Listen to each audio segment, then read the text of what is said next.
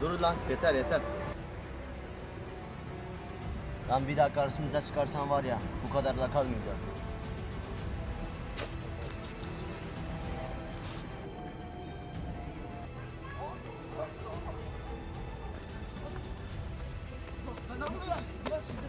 Dur bekle.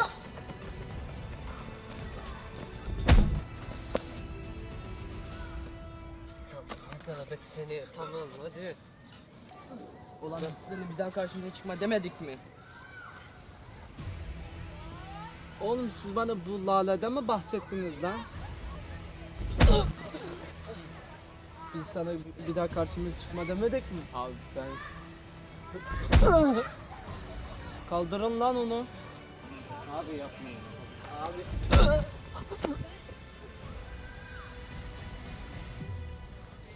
Kaldırın lan şunu. Abi bu bayıldı herhalde.